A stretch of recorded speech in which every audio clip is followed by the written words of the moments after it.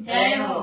भगवान को भी हमेशा अच्छी चीज चढ़ानी चाहिए। क्यों बासी और मुरझाई चीज तो हमको भी नहीं पसंद है, तो फिर भगवान को कैसे पसंद आवगी। एक गुरु जी कह रहे छे, भजन कर मस्त जवानी मां बुढ़ापो आव नहीं आव।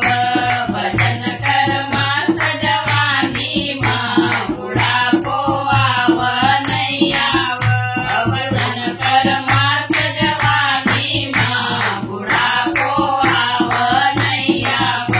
बुढ़ापो आव नहीं आव। बरस जन मिल नहीं मिल। बुढ़ापो आव नहीं आव। मनुष्य जन मिल नहीं मिल। भजन कर मस्त जवानी मां बुढ़ापो आव नहीं आव। भजन कर मस्त जवानी मां बुढ़ापो आव नहीं आव। आँख मिली तो दर्शन कर ल। आँख मिली तो दर्शन कर ल। दर्शन कर ल। दर्शन कर ल। दर्शन कर ल। तू दर्शन कर ल। दर्शन करना निभावगा बुढ़ापो आव नहीं आव।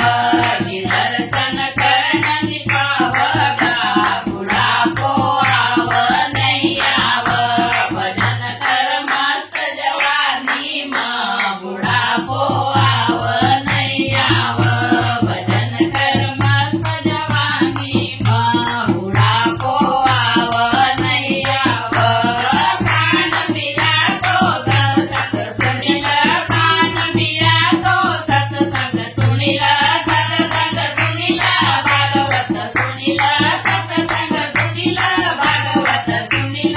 भागवत सुनना निभावगा बुढ़ापो आव नहीं आव। भागवत सुनना निभावगा बुढ़ापो आव नहीं आव। भजन कर मस्त जवानी मां बुढ़ापो आव नहीं आव।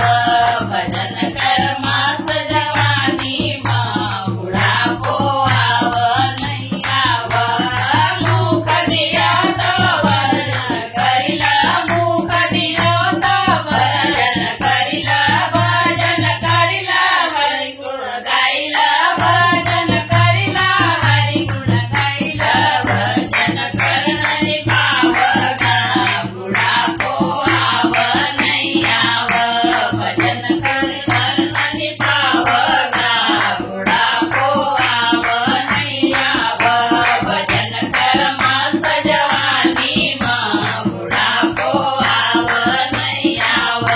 भजन कर मस्त जवानी मां बुढ़ापो आव नहीं आव। हाथ दिया तो ताली बजैला। हाथ दिया तो ताली बजैला। ताली बजैला कीर्तन करिला। ताली बजैला कीर्तन करिला।